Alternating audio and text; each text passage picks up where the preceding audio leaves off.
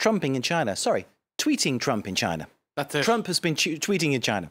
Diplo-tweeting. Taking advantage of those 280 characters. Diplo-tweeting is my new Diplo-tweeting. Love it. It's very good. Because he's being diplomatic on Twitter.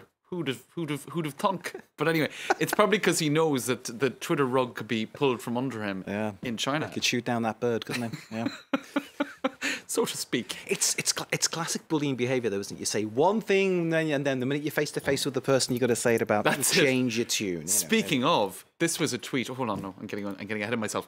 There was some not Twitter non-diplomacy going on some time back. This was a tweet from July. They being China. China does nothing for us with North Korea. Just talk. We will no longer allow this to continue. China could easily solve the problem. I do have to say I hate the fact that I'm always talking about him, but it kind of makes... It's such a rich vein to mine, isn't it? Let's face it. Well, it is interesting from the social media angle because Twitter is banned in China, as this headline says, and very few people in China actually have access to it, yet the US president has been tweeting from within China. Now, it's a sort of a double standard, as many of the articles have been pointing out, because if you have a VPN, which allows you to get around all of these blocks, no problem, you can tweet. So certain people in China can tweet.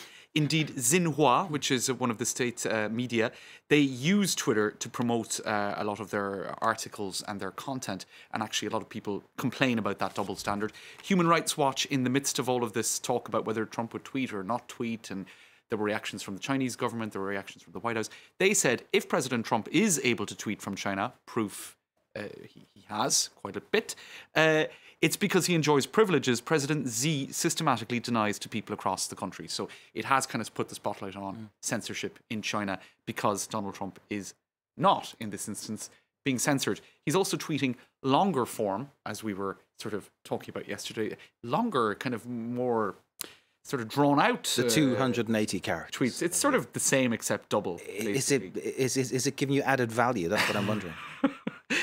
There were some interesting headlines on that. Donald Trump is about to lose his mind, Twitter expands. But I do think it's interesting that the inaugural 280 character tweet was from China, where you can't tweet. That's kind of poetic.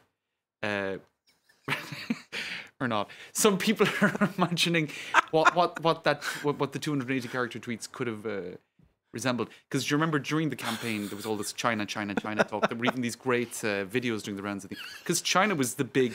Love the final line. I'm the best at president. Yeah, that's it. Very good. But China was the whipping boy, essentially, during the election, or at least one of them. So he can say China now many times. It's amazing to think that all this has been said about the President of the United States, and he's giving more material for people to say such things about him too. It's just amazing. It's a shocking state of affairs. It gives me a lot of shocking state of affairs to fill the 5 minutes for. Are you ready to move on? Yes. Okay. Yes. Where would you like to go, Macron, Emmanuel Macron is on the front page of Time magazine. They've done a nifty little video here. Now, I'll have to... The next leader of Europe, I presume they mean replacing Merkel, asterisk, if only he can lead France, right? So this is the whole... Delayed drop, like it. That's it. Because his popularity ratings, Mark, as we know, have dropped from 60-something high to somewhere around the 33% mark right now. The honeymoon period didn't last very long, did it? It didn't, but I suppose that's France for you. And no, but it's true. The Irish Times actually had a very good piece a day or two ago by Laura Marlowe. This is she speaks about that, the French being famously difficult to please in terms of their leadership. The French elect a president to be a king, then they want to cut his head off. That's actually a quote from Emmanuel Macron himself when he was a minister, speaking of his predecessor, his now predecessor, François Hollande. And indeed, it is the difficulty.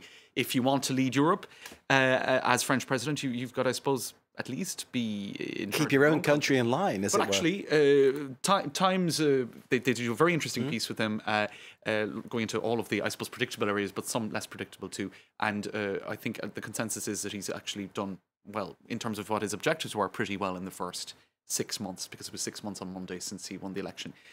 They also ask him quite a bit about Donald Trump, and he can barely conceal his annoyance, because Donald Trump, of course, will be the only head of state not present in December when they're doing a big ramp up of the global fight against climate change. Syria's on board now. Indeed. Yeah. Trump will incur Macron's wrath. That's it. Wait and see. Watch this space. James Crew, Media Watch, thank you very much indeed, sir. Kate with the business, thank you. Please stay with us. More to come here live from Paris.